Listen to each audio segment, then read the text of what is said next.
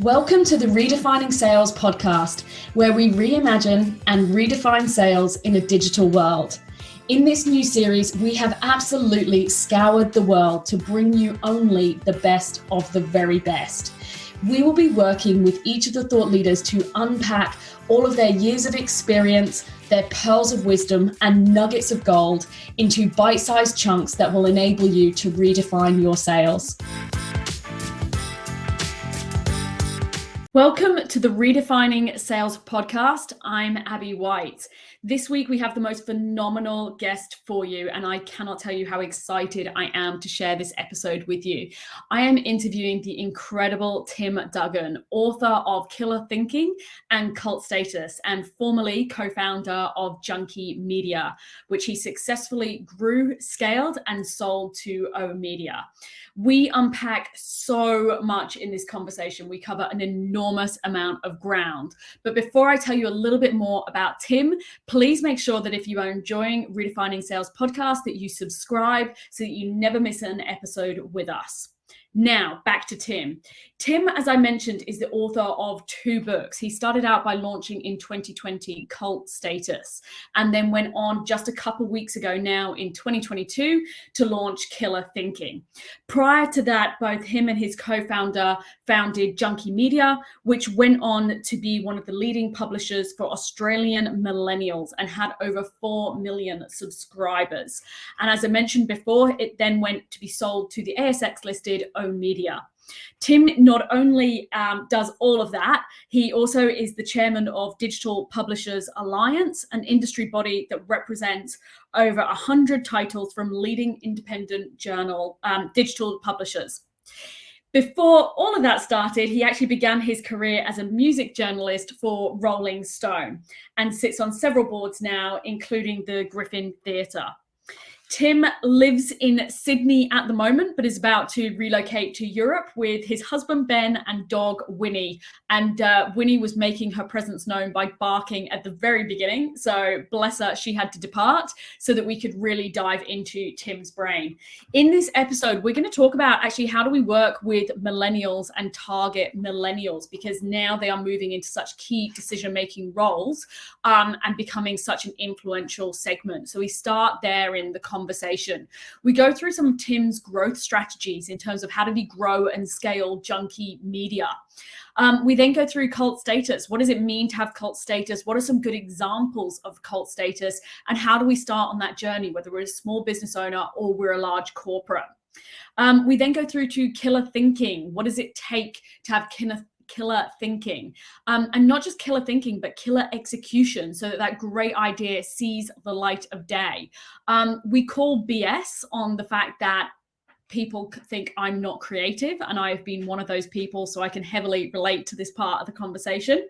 And we talk about some of the key steps to essentially deciding and honing what is the right idea to pursue. If you're struggling between 2 ideas, which one do you go with? And then how do you gain that momentum? There is so much in this episode for absolutely everybody. So I hope you have your pad, your pen, and you are ready to sit back and enjoy. Welcome to the Redefining Sales podcast. This week we have the incredible Tim Duggan on the podcast. Tim, welcome. Thank you, Abby. It's great to be here. I am super excited. I was saying to Tim just before we came on air, Tim wins an award from me of the person I have listed the most questions that I want to ask and could not narrow the field on. So that's a prize for you, Tim. That's a great award, and hopefully we can get through some of the questions. There's loads of things to talk about. I know, so many things. So I'm going to dive straight in on that note. So I want to start out with Junkee Media and go back in time on your journey there. Obviously, you co-founded the business, which went on to be the leading publisher for Australian millennials.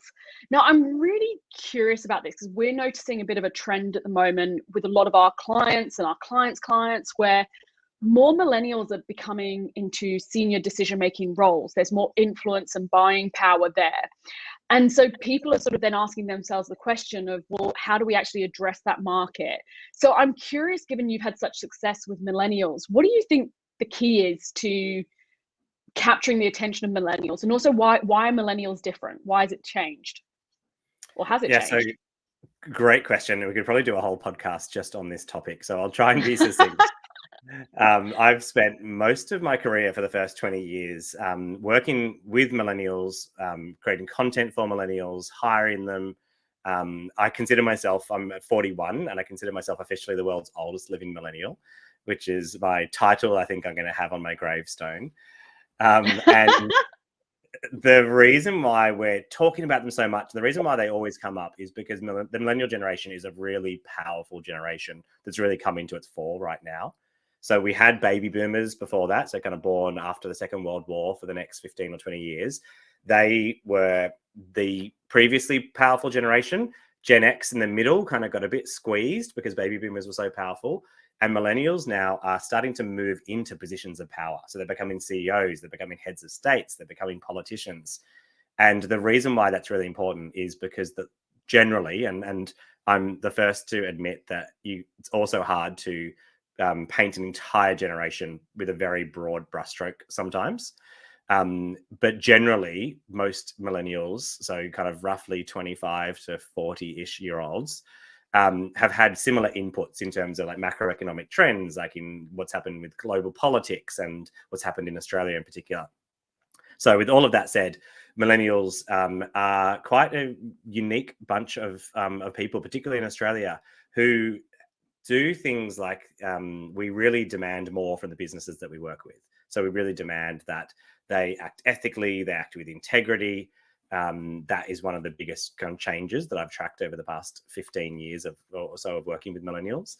And the other thing that's really important to kind of note here is that need for recognition. In previous phases in history, there was a pretty clear way of showing that you were successful to the external world. So things like you would leave university, you'd get a job, you'd buy your first small apartment, you'd upgrade that a few years later into a bigger apartment, then finally into a house.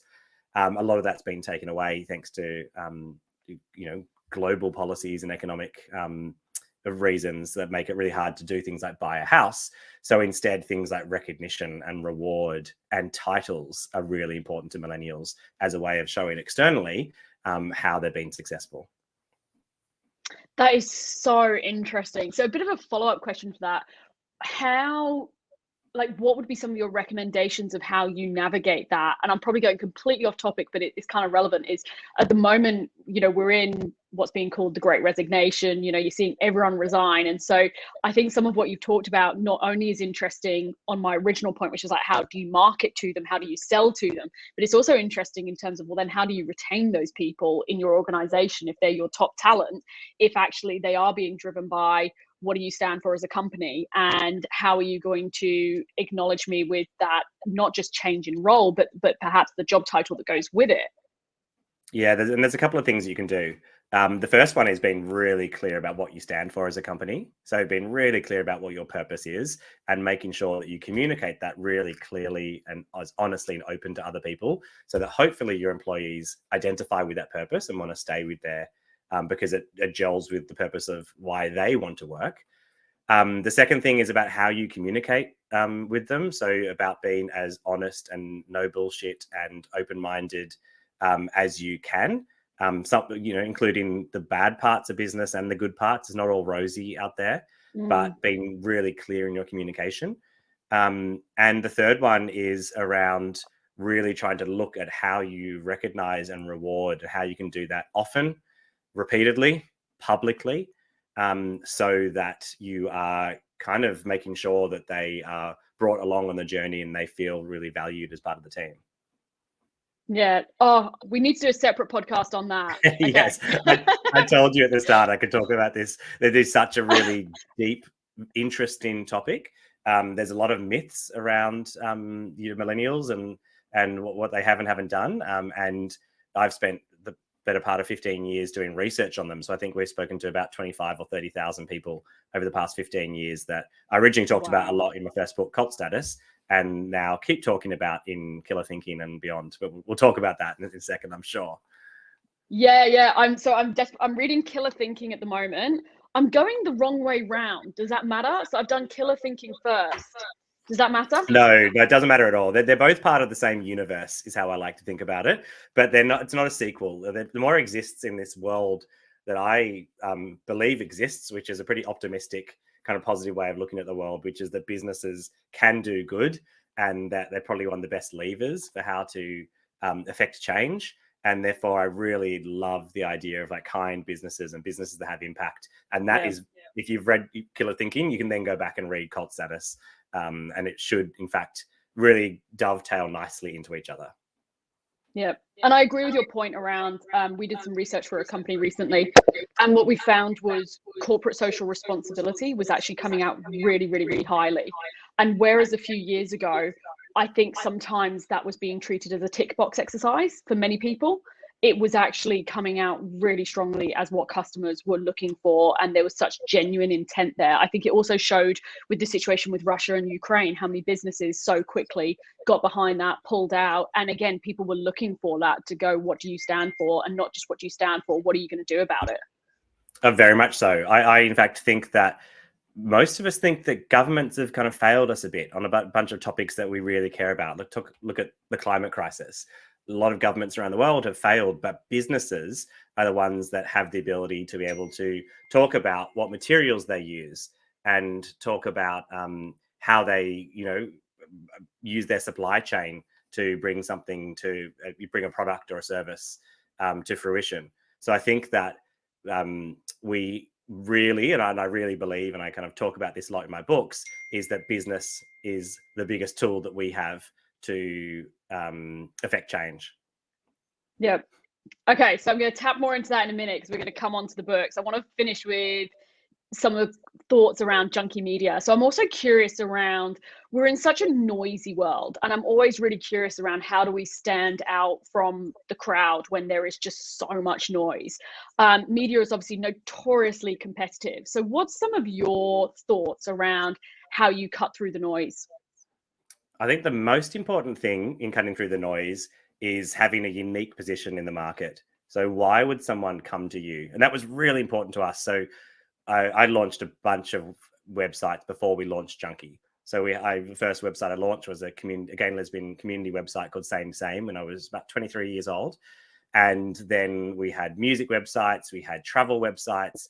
And every time we launched them, I really had to look at the market and figure out who is doing what well, what space can we kind of leave and not try to copy, and where is that opportunity to have a unique positioning.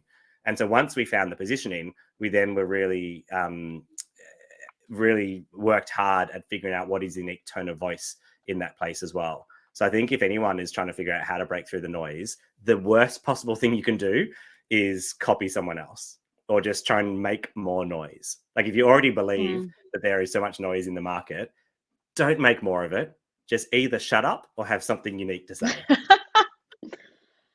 And actually, I like your point there around tone of voice as well. It's not just something unique to say. You mentioned tone of voice, and I find that interesting because a lot of, if you look at LinkedIn for 30 seconds, it all still sounds, particularly from a B2B LinkedIn perspective, and this again, mass generalization here, it all sounds quite same and still very professional. Whereas actually some of the brands I think that are, like Who Gives a Crap and Vino Mofo and people like that who are more in that B2C space, but they're having a bit more fun with their tone of voice and a bit more banter because we're all human. It's so much more engaging. 100%. I think tone of voice is probably the biggest brand differentiator that you can have, especially when there's a lot of competition, when products can be relatively generic out there. Having that tone of voice and giving someone a reason to people want to love the things that they buy. Like we're handing our money over to somebody, and I want to hand my money. If I'm buying face cream, I want to hand it to a brand that I really love. And what makes up that love is who's made it, what it's made from, how it's packaged, how the marketing is, what its tone of voice is, of course, what the product does itself. But all of those other things kind of combine together to make up the brand. And I think if you only focus on the product or you only focus on the marketing without thinking about the whole holistic picture, you're really missing the trick. Yeah, that's gold. So final question on Junkee Media. You successfully scaled the business. It then was acquired by O Media. So obviously did a great job there. What I'm curious about is your own sort of sales and growth success story. Is there any strategies for you that stand out as, you know, at the time, this is sort of some of the sales and growth strategies for us that were our superpower? Yeah, I have. So I came up through the editorial side and had to learn sales as I went. And I was really lucky that my co-founder, Neil Ackland, he came up through the sales side. So a lot of the sales techniques, I learnt from him and we kind of gelled together. And some of the simplest lessons that I learned was, number one, that everything is sales.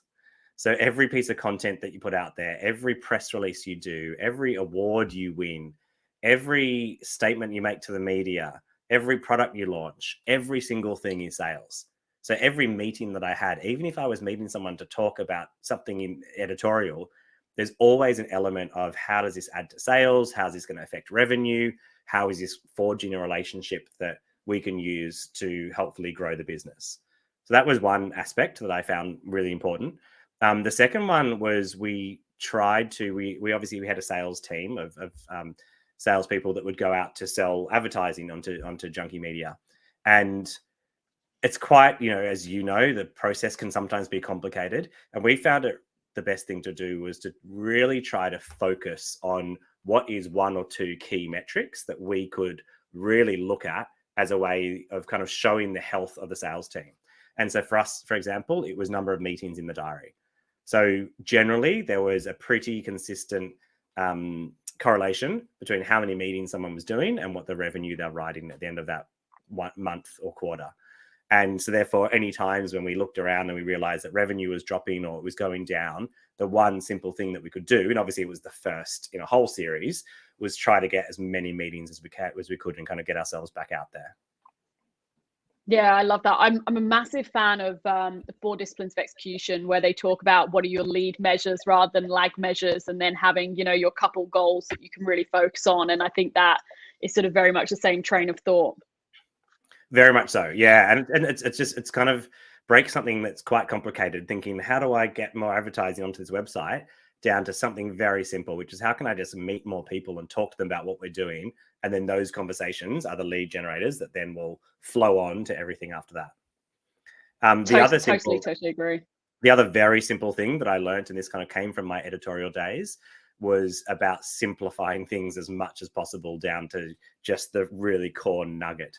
And that, for me, comes back to that everything is sales part of the conversation, where how do you kind of simplify things down so that you can explain it to somebody as easily as possible, so that they can then explain it to someone else to hopefully get budget approval to try and get budget approved and things like that. So this simplifying ideas and concepts and what we're trying to sell down to make it as easy as possible. That was a real skill that I learned over the years. I think I might butcher this, but I think it was Steve Jobs who talked to you about the fact anyone can make it complicated, but it's hard to make it simple. It's sort of that context.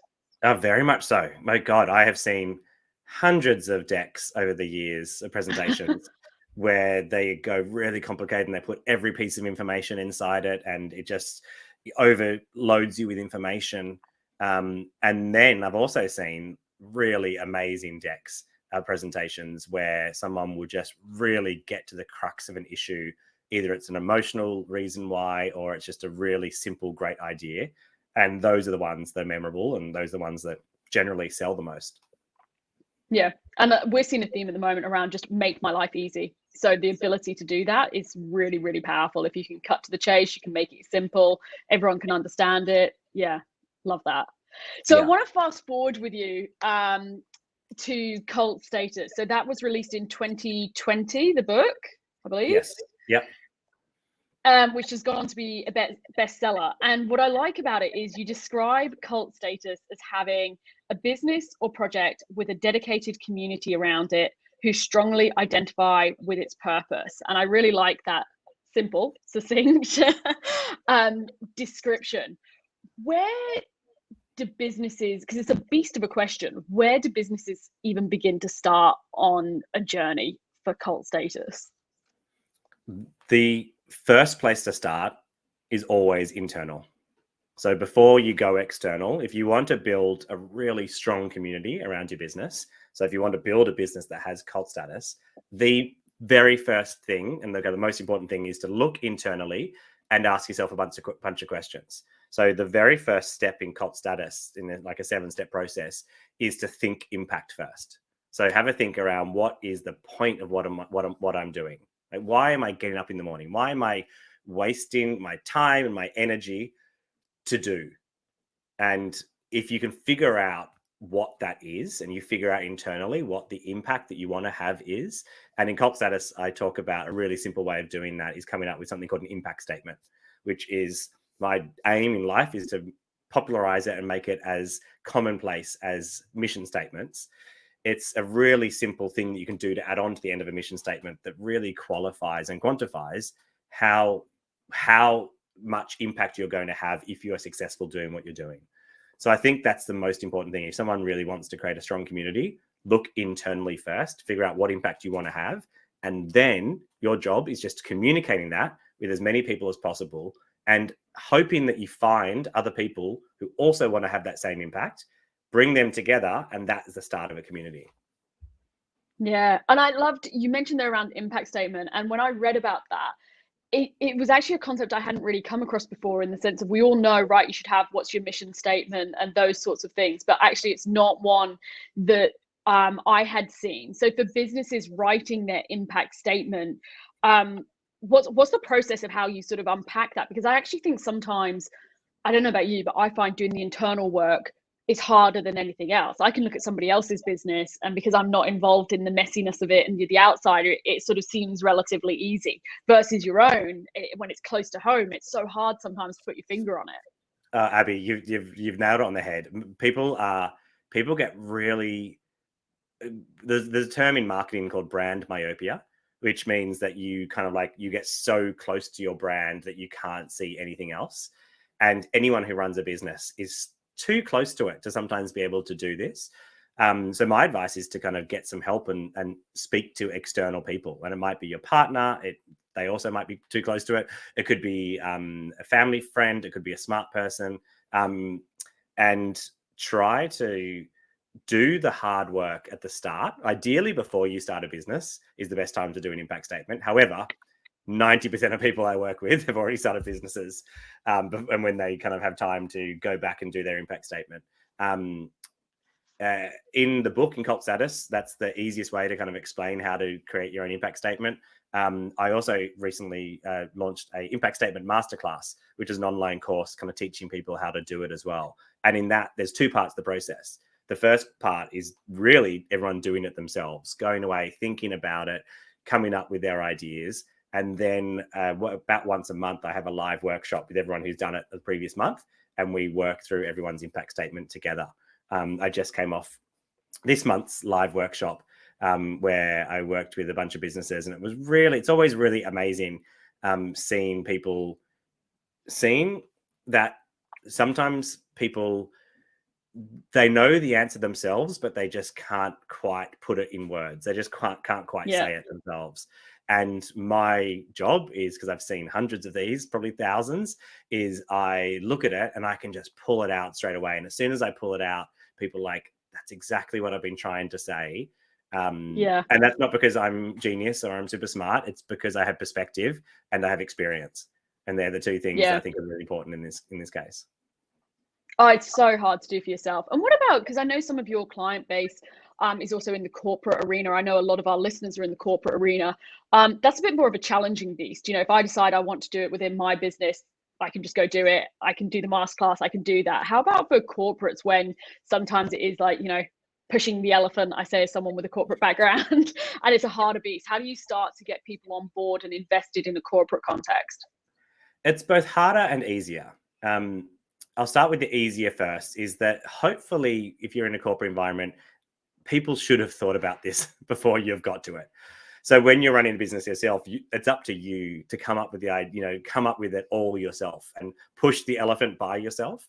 When you're working in a corporate environment, hopefully other people have helped push the elephant with you. And I think it's about finding out who has done this work internally. Is there documentation around it. What is the purpose? Why are we doing what we're doing? And that's a conversation you're going to have with the HR team to ask them if anyone has done the work. Hopefully it has been done before. And if it hasn't, there's two ways of approaching it. One is of doing it yourself and going and if someone's got to do it within the company, so why can't it be you, or working with HR to do it? And the second part is maybe even breaking it off into different chunks and smaller chunks and thinking about your department or your area that you work in. Do you have a purpose that you guys can really own that's maybe not the wider 10,000 person company's purpose, but is the purpose of why you're doing what you're doing? Yeah, and I love that, because that might also be a good way. I know some of the corporates we've worked with and corporates I've worked in, you know, you might have a corporate social responsibility report and you know the big picture stuff, but you might not necessarily have translated that down into an impact statement for your part in that, or your division or your team in that. So I like that idea of breaking it down. 100%. And I have worked recently with some of the biggest companies in the world, the biggest tech companies in the world, who, if you work for a big tech company, I won't name who they are to protect the guilty, but if you work for a big tech company, sometimes you have no say over what their purpose is. You're working for them. But what you do have say over is your department and your area. And so being able to work within that area to define what the impact is, how they can make change, that's really powerful for them. And as long as that ladders up to what the bigger company is doing, generally it gets through in corporate environments. I love that. So what are some really good, to sort of bring this to life, what are some really good examples of companies and businesses that you think have, like they're the poster child for cult status? I always love talking about Australian examples here, because I feel like often when we talk about things like this, we talk about Nike and Apple and Red Bull. And I want to talk about Australian companies because should be so proud of what we're doing. So companies I think are doing it amazingly. Who Gives a Crap, who you mentioned. Simon Griffiths is profiled a lot in cult status, and how him and his co-founders were able to build a really strong community around toilet paper, for Christ's sake. I think what they've done is amazing. Zoe Foster-Blake, and how she's been able to build a really strong community around GoTo, a skincare brand. That is a great Aussie example. And I remember speaking to Zoe for the book when she told me that she doesn't like business and doesn't think she's a very good business person. And then last year she ended up selling half of her business for $80 million or something crazy like that. Not that it's just money as the sole precursor, but the impact and the amount of people she's been able to reach over that time has been amazing. So I think Zoe is a great example of someone who has cult status. And then the final example is a shoe company that I spent some time over in San Francisco called Allbirds, started by a New Zealand guy who was one of the co-founders, who was the former vice captain of the New Zealand soccer team. And Allbirds makes their shoes out of sustainable materials like eucalyptus and New Zealand merino wool, and their whole supply chain, from the factories it's made through to, they don't use PVC in the soles of their shoes, they use a thing called sweet foam, through to how it gets to a customer, is all not just carbon neutral, I think it's completely carbon negative. And the tools that they use as a business are really amazing in terms of how they're leading the way in terms of sustainability. So I think those three are examples of three businesses in very different areas: toilet paper, face cream, and shoes. And they've got really strong communities around them that gives them cult status. Yeah, I love Who Gives a Crap and how they've done it. It is really, really, really interesting. Actually, on that note, you've talked about who does it well. We won't name names for who doesn't do it well, but what's a pitfall or a common mistake when people are going on this journey? They're going through the 7 steps. What's sort of the one to watch for and the pitfall that people typically fall into? There's a lot. I'm going to give you an example though of a bigger brand who I think I've got my eye on at the moment. That's Unilever. Only because, and this is, I'll get to your question in a second, but when you kind of told me about brands that aren't doing it well, Unilever actually do it quite well. However, their CEO talks a very big game. So the CEO came out a few years ago and said any brands that don't have a purpose will most likely not be part of the Unilever stable in the next few years. And that's a big call to make when you have hundreds of brands, like Omo and dishwasher brands, and a lot of the kind of like toothpaste brands and things like that. And it's a very big call for a big company to make, because big companies, have huge effects on supply chains and huge effects on things like that. So I've kind of got my eye on Unilever at the moment to kind of watch what they're doing to make sure that they're not just greenwashing and saying that they really care about sustainability and care about the future of brands with purpose, and they actually live up to that. Sorry, that's not necessarily the answer to that question, but it was just a thought that came into my mind when you said we're not going to name names. I was like, stuff it, let's name names. I was trying to be nice, but go with it. I like it. They can prove me wrong, and I really hope they do, because as one of the biggest companies in the world, I really hope they do actually prove me right, because I'd like to believe they can get it right. Pitfalls are running too far ahead and not thinking about your impact first, I think, is a really important thing. Getting overwhelmed by how do you build a strong community? Oh my God, there's so many things going on and there's so many big decisions to make. One of the steps I talk about in Cult Status is to question all the little things first. So kind of build up some of your confidence in some of the smaller ways, and trying to figure out what are those things that are small things that have a big impact.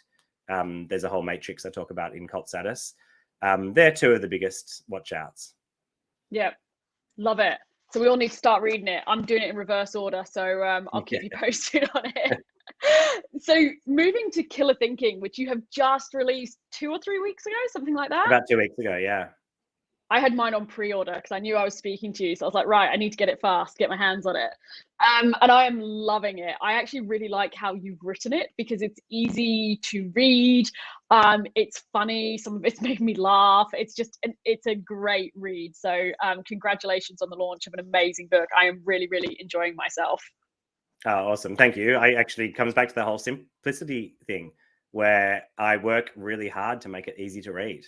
Like I really try hard to kind of write in a really accessible tone, and I try and get rid of any superfluous language or anything that kind of doesn't feel like. The biggest compliment to me, someone who says, I sat down and read it in a couple of sessions. I just love that. Oh, yeah, like health warning to everyone, it's pretty addictive. You can't put it down. So I've kind of started reading it a couple of times at night. I'm like, oh God, it's now 11 o'clock at night. I'm still reading.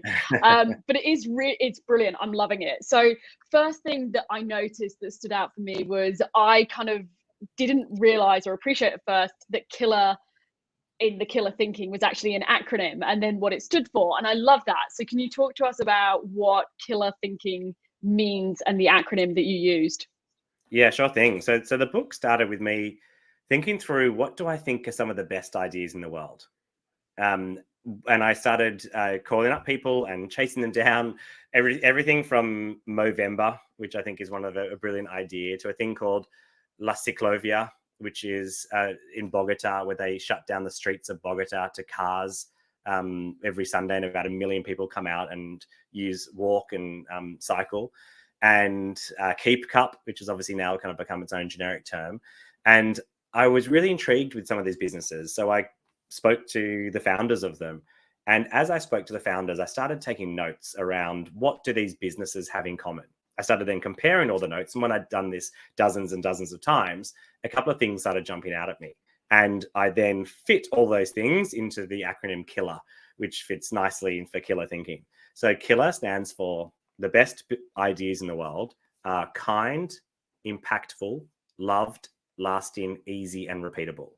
And it's a really simple way of remembering, almost as a checklist for you to go through, or a filter to put things through when you're thinking of an idea, to think of, is this idea kind? How can I make it kinder? Is this idea impactful? Is it loved, lasting, easy, and repeatable? And if you use that as a filter to put your ideas through, that is one of the ways that you can take a good idea, turn it into a great idea, and turn a great idea into a really killer idea. Yeah, I love that. And what I also love that you talk about is, this one actually really surprised me, I'll be really honest. I think that a lot of us, and I'm putting my hand up and including myself, think of, there's really creative people and there's not so creative people, and we almost put ourselves in boxes. And when so for some people, they might go, oh, well, Killer Thinking, I'm just not that creative. I don't really, that's not me, that's not my flair. But I love that you talked about creativity is a skill, and that you might, I'm going to butcher this, so I'll get you to talk to it, but you might just not have had the opportunity to show it yet. Can you talk to us about that? Because I've got to say, that was one of the things that I read and I went, oh, and I kind of called bullshit on myself that sometimes I've gone, oh, I'm not that creative. And I'm going to imagine a lot of people do fall into that bucket as well. And Abby, I hate hearing someone say I'm not that creative. It kind of like makes me shudder almost, because we've been told that creativity is a talent, so not a skill. And so talent is something that you think you've either got it or you don't. Are you, obviously you need to work at it, and then most creatives do. But there's this kind of like sense that creativity is something that you're either born with or you don't have it. And that is just bullshit. Creativity is a skill. It is a muscle. It's something that you work at.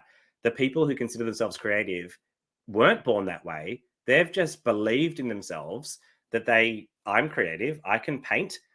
The first time they painted was pretty shit. The second time was slightly less shit. The third time, the 1,000th time, the 10,000th time was pretty good. And that's what it comes down to. In creativity, coming up with ideas, refining ideas, anyone can do it. You just need to practice. And the first part of that is having the mindset and empowering yourself to think, I am creative. I can come up with great ideas. And that is really, if there's one outtake from this book, it's for someone to pick it up who doesn't think they're creative, read this book and be like, you know what? I reckon I can come up with a good idea, and then use some of the techniques inside it to actually come up with some of your own ideas. Yeah.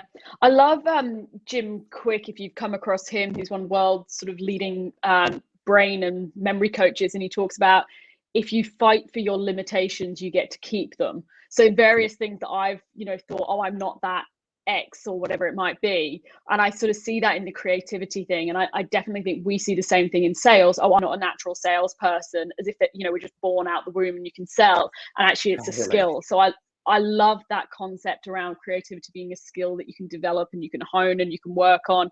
And maybe you've just not had the opportunity yet. Yeah, 100%. I couldn't agree with it more.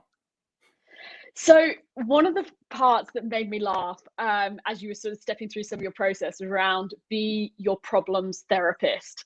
And I literally laughed out loud.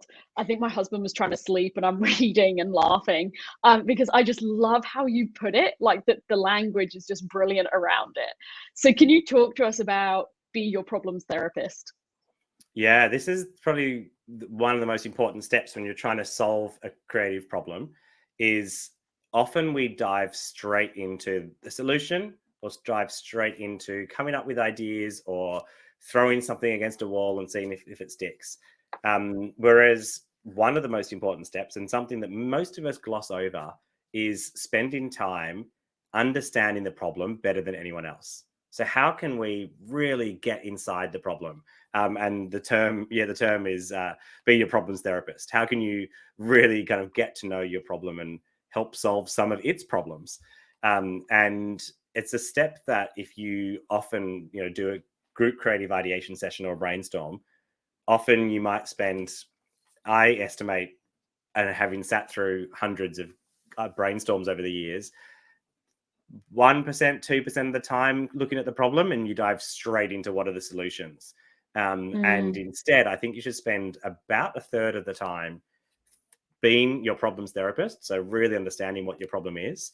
About a third of the time doing the next step, which is called fit your own mask first, which is coming up with your own ideas by yourself without anyone else's preconceived notions. And then the final third of the time is then when you start plussing each other's ideas, which is when you start sharing the ideas with other people. Most of us dive straight into that third step and miss those first two steps. Do you think there's also, because something that I notice is that I think we all almost go native, or we become blinkered. And so we sort of go, oh, I know my clients' problems, their problems are this. And in a way, it's sometimes coming at it with a fresh pair of eyes and a fresh lens. And that's why sometimes someone coming in new can be so interesting, because they spot things that you don't, because you've gone native. Do you know what I mean by that? Yeah, very much so. Yeah, 1,000%. I think it comes again to this brand myopia thing that we talk about in marketing, where you're so close to a brand that you actually can't see it. You need someone, an unexpected person at the table. you need someone with perspective, you need a consultant, sometimes it is your partner, to just really be able to look at a problem with fresh eyes. And that is why the therapist idea works really nicely as well, because generally you go to a therapist because they are not part of the problem that you're trying to solve. They're someone who's a bit, arm's length. They've never heard of this before. So they can give you a perspective that people that are too close to it can't give you. Yep. And when you narrow the field so you're using the process, you're narrowing the field, and perhaps you come down to your final 2 contenders.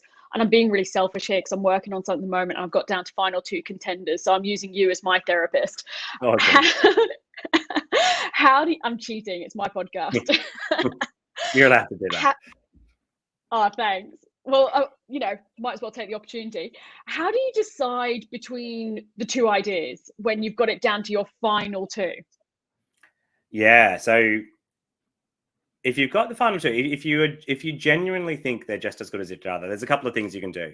One of the things in the book, I don't know if you've got to this section yet, talks about winners and losers. So it talks about putting an idea through the lens of who wins with this idea and who loses. And that's a kind of a simple way of looking at it.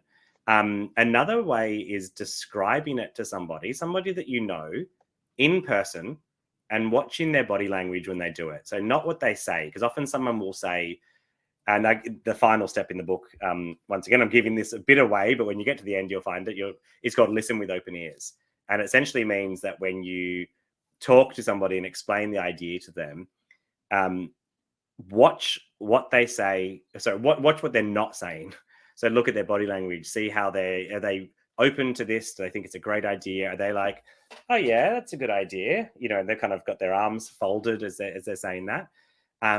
And then you can even ask them to describe the idea back to you. So kind of make someone synthesize it back to you. And you start then kind of getting whispers back to you. And people can either synthesize it in a good way or synthesize it in a bad way. One of the ways that I tested a bunch of concepts on this book was on my husband, who I experimented on many times. And I would sometimes tell him something and not tell him that I was going to test him in a week's time to see if he remembered what I told him, but as a way of figuring out if something's memorable. So killer, for example, I told him what the killer stand for. And then a week later, I was like, hey, what do you think killer stands for? And then see if he can remember: kind, impactful, loved, lasting, easy, repeatable. I did it with the cerebration model, where I talk through ways of doing group creative ideation. And there's 3 parts of it: blowing up a balloon, writing out cards, and sharing the presents. I won't explain that in too much detail. Have read the book if someone's interested in what I mean by all of that. But I would test out this model often on my husband, and that's a way of figuring out if something's a good idea or not, on kind of how sticky it is in someone's memory. I love that. I have massive amounts of empathy now. Your husband and my husband should talk, because my husband's constantly just being battered with my ideas and what do you think to this? So yeah, we'll get them together for a beer or something to have therapy. And poor people. So what's your thoughts around some of the more crazy ideas? So for example, I interviewed Jacinta McDonald, who co-founded Anytime Fitness. And when they were talking to the industry around, we're going to do gyms 24/7, everyone just thought it was an utterly shit idea. And why on earth would you need that? So the response when they were sort of testing and feeling it out was really negative. So how do you sort of balance that in terms of the feedback? Because in that instance, if she had taken that at face value, she never would have done it. Yeah, I think it's one, figuring out who you're getting that advice from. So is it someone that you really trust, or is it from customers? Because sometimes that can be they can be diametrically opposed. The second thing is sometimes just doing an idea and seeing what the reaction is then. So I know that open up a gym is probably an expensive thing to just test to see if it works, but there was probably the first one that they opened, and it probably wasn't that expensive to try and do compared to opening up however many gyms they have now. So I think just sometimes, if you really believe in the idea, yes, take other people's feedback on board, but don't listen to it completely. Like sometimes you need to tune out other people, and that's very much a case by case, depending on what the idea is, how expensive it's going to be to test. But there's always little small ways of testing out your idea before you really dive into it and spend millions and millions of dollars. Yeah, I love that. I love the thought of like what the minimum viable thing that you can do, minimum viable product you can go with, and sort of doing it in a safe way to sort of see what reaction you get and hone and tweak. And on that note, you talk about, when you are going to launch and you are going to go for it because you've set on that idea, you talk about launching into a rising tide. And I really love that. Like, again, you've got amazing wording in the book. I really like the way you positioned it. How do you know that the tide is going to rise? Like, what are you looking for? What are some of the signs in the market that you're looking for? because sometimes I think we can, we want first mover advantage, we want to go quick, and there can be some early signs, but we don't really know. And so what are you looking for when you're talking about launching into the rising tide? So firstly, thanks for saying that you like some of the terminology, because I spent a lot of time going over what each section is called and what's a terminology that you can use and how do I best describe that step. And if I showed you my my notes and my early drafts, there's probably each step probably has about 3 or 4 different iterations before it gets to the final one. And that's because I think language and how we express it is really important. So both in my first book, Cult Status, and in Killer Thinking, trying to make those steps memorable, and the steps mean something, and the steps also to have a little bit of attitude in them and make them a bit more memorable. It comes back to that tone of voice thing. I think my first draft that I handed in, I couldn't even remember. That's how unmemorable it was. But I think the first step was understand your problem. And I did that, and I was like, oh, it's so boring. It's not me. And then the idea of be your problems therapist came up, and it makes it a lot more memorable. It kind of says the same thing, but it says it in just a way more memorable and unique way. So yeah, and when you're reading it, a lot of the time you do go like, yes, that's exactly what it feels like, or it's funny. You just engage with it differently. Yeah, just it makes it memorable. So coming up with ideas by yourself is fit your own mask first. And so just thinking through that as a concept, it gives you a lot more to talk about, a lot more to think about. You get to explain the analogy in the book. So the second last step, so killer thinking is made up of 2 parts. The first part is killer ideas, so how to come up with great ideas. And then the final part is the last 2 steps are killer execution. So how do you actually bring some of them to life? Now, I'm very aware that devoting 2 chapters to how to bring complicated ideas to life is not exhaustive. So it's not meant to be a definitive guide. But I talked about 2 of the most important things. And the first one of those, as you mentioned, is launch into a rising tide. And what that means is, how can you look around and see what movements are growing out there that already have momentum behind them that you can launch something into the back of? Because that is how you grow a really great business. And that is how you launch a killer idea and give it killer execution. Because if there's a movement that's growing around you, that makes about 3/4 of your job is done.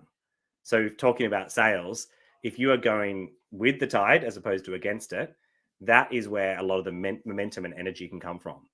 So in the book, I talk about doing simple things like looking up Google Trends, which is probably the most underused but most amazing tool on the planet. And that tool looks at every single search term that everyone does on the planet using Google, and allows anybody for free to look at that history over time, to look at search terms and see how they're going up, look at different countries, look at worldwide trends. It's a phenomenal piece of software, not software, just a phenomenal tool that anyone can use. So looking at Google Trends, I looked in the book and give just very quick overviews of some of the big macro trends happening, from everything from the plant-based future, so people, eating less meat, through to non-alcoholic drinks, through to decentralization of finance, all of these trends that are really taking off. And obviously this book is written now in 2022, but hopefully these trends will keep going for the next few years. And if you can find a tide that is rising and launch your idea into that, 3/4 of your job is done. I think you're helping me make my decision. Selfishly, I'm using this podcast for me. That's great. Is one of your ideas, has it more of a rising tide than the other idea? One of them's probably got, as soon as you're talking about it, I'm like, yeah, one of them's got more to it than the other. So yeah, that's interesting. So I actually want to go with what you just talked to there around killer execution. When I saw the part of the book where actually you said, right, we've got killer thinking and killer execution, I love that, because I'm quite obsessed with execution. I think, that's where a lot of the time the great idea falls down. I think the last stat I saw on this was something like 2% of leaders feel confident they can execute their idea. So I love that you did, have a section around killer execution. So talk to us about that. You talked about rising tide, but what else is there to killer execution so that that idea actually sees the light of day and we don't give up too soon? So funnily enough, the very first outline of this book had equal times given to killer ideas and killer execution in the book. And the more I started writing that section, the more I started realizing that I was starting to go into kind of time management and project management and how to launch something. And there's a gazillion books out there that all explain how to do that better than I can. So instead, I think the two really important things that I looked at were the launch into a rising tide, which I spoke to, and then about feedback and around really listening to what people are saying. So whether it's the minimum viable product, the MVP, or whether it is you even pre-idea, you start talking to people about it and kind of gauging what their reaction is, or the iterations that you have once an idea is live and you keep tweaking it and tweaking it and tweaking it. I gave there's a really great example in the book of Linktree, who I've worked and known the boys who started that and worked with them over many, many years. And they've done such an amazing job. And it all came from, they had another business. They saw this, which was which still exists, as a digital music digital content agency called Bolster.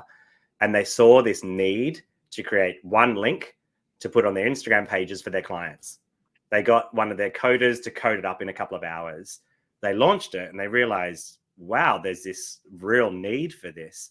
And then they kept on slowly iterating on the product, slowly started moving across more of their staff over to there, to now Linktree, the company that creates the link in bio and kind of really created that entire movement, is now valued at $1 billion, and they've just built this really phenomenal business that has something like 30,000 people signing up every single day.